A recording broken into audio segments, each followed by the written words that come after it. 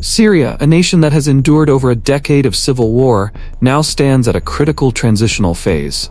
The 50-year rule of the Assad family in Syria has collapsed at a breathtaking speed after rebel forces seized Aleppo and several other cities before converging on the capital, Damascus. Across major cities, celebrations are underway, yet the country's future remains uncertain and fraught with risks. While external powers like the US, Russia, and Turkey continue to assert their influence, internal armed groups such as HTS and the SDF maintain control over different regions.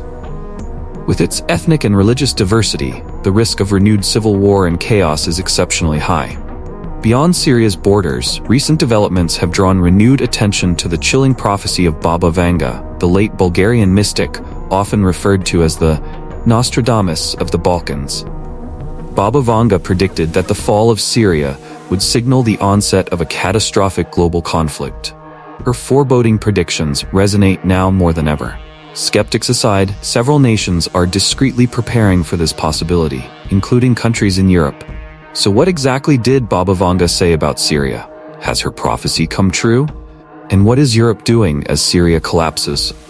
Before her death in 1996, Baba Vanga predicted that the fall of Syria would precede a global crisis. Specifically, she stated, "As soon as Syria falls, prepare for the conflict between the West and the East. In spring, a conflict in the East will begin, and World War III will ignite.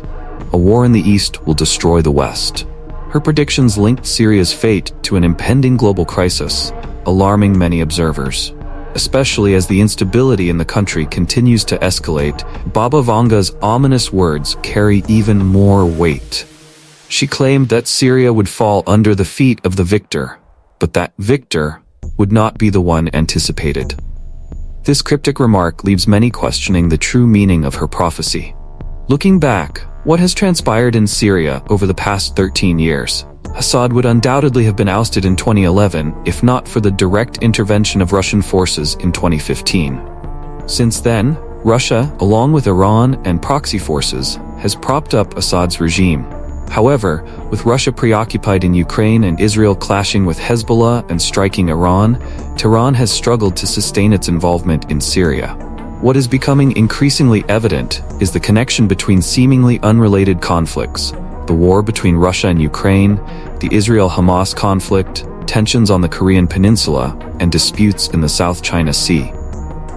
While these conflicts may appear isolated, they share certain characteristics that suggest they could be components of a singular global conflict. These shared features include the involvement of major powers, either directly or through proxies, the intertwining of political, economic, and ideological objectives, and the ripple effects one conflict has on others. This chain reaction of instability mirrors the early stages of previous world wars. The collapse of Syria is not good news for Europe. On the contrary, Assad's overthrow would only exacerbate the threat posed by the Islamic State, IS. Across Syria, Kurdish groups currently manage facilities holding thousands of IS fighters. Meanwhile, the US, which has around 900 ground troops in Syria working with Kurdish-led forces in the east, claims its forces have targeted approximately 75 objectives in airstrikes against IS facilities. However, in Syria's current state of turmoil, IS could exploit the power vacuum left after Assad's departure to rise again. Conflicts in the Middle East, the Ukraine crisis, and mounting tensions on the Korean Peninsula and in the South China Sea are converging into a global storm. This is a time when the global political situation is at its worst. In response, the European continent is focusing on arming itself with hot weapons to prepare for the worst-case scenario. However, at this point, Europe is forced to admit that its military power has significantly declined. Many still remember the Cold War era when both the Soviet Union and Europe built massive armies with the latest military technology. Fortunately, World War III never broke out, but it left Europe with an enormous stockpile of inventory. With no imminent threats in their backyard, European nations gradually became complacent, believing there was no need to allocate a significant portion of their national budgets to the military.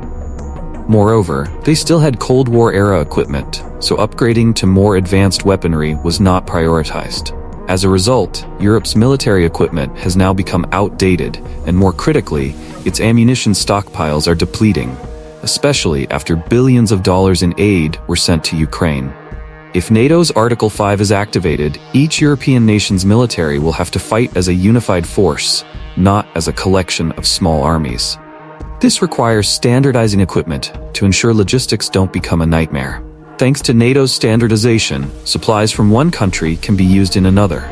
For instance, the 5.56mm ammunition used by the UK's L85A3 rifle is also compatible with France's FAMAS and Germany's G36 rifles.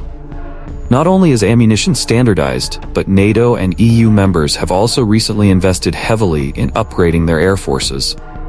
In 2024, NATO countries will meet the 2% GDP defense spending target for the first time. A significant portion of this funding is being directed toward upgrading air forces.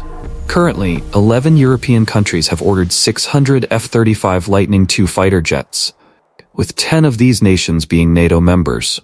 Notably, Switzerland, a neutral country, has also ordered 36 units, spending $6.25 billion.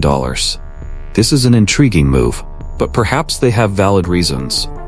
Europe's focus on its air force is largely due to Russia's hypersonic missile advantage, which allows Russia to strike targets at speeds too fast to intercept. Stealth aircraft equipped with cruise missiles give Europe a similar capability without having to wait years to develop its own hypersonic arsenal. The United Kingdom has committed $1.26 billion to develop domestic hypersonic missiles, expected to be ready by 2030. The European Defence Fund, EDF, has allocated $1.2 billion to bolster the EU and NATO's joint long-range firepower, particularly in developing hypersonic missiles and anti-UAV technology. Norway and Germany are collaborating to design the 3SM anti-ship missile, set to debut in 2035. Another critical part of this strategy is establishing overland transport corridors to reduce time and procedures when moving troops between countries. The annual Steadfast Defender exercise is an example of this. In 2024, it will be Europe's largest military drill since the Cold War, involving 90,000 personnel, over 50 naval vessels, 80 aircraft, and 1,100 combat vehicles. Even so, NATO faces a significant challenge. It can only protect about 5% of its airspace. This has led to strengthening layered air defense networks, particularly in coastal regions.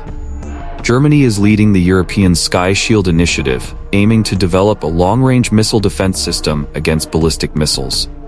It's impossible to discuss World War III without mentioning nuclear weapons.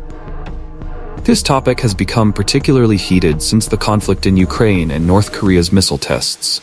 Currently, only the UK, 225 warheads, and France, 290 warheads, are European nations possessing nuclear weapons. Additionally, the US stores about 100 B-61 nuclear warheads in the Netherlands, Germany, Italy, and Turkey. Notably, Poland has requested to host some of America's tactical nuclear weapons on its territory to bolster deterrence against Russia. This move follows Russia's confirmation of transferring some nuclear weapons to Belarus and Kaliningrad, a Russian exclave surrounded by NATO countries.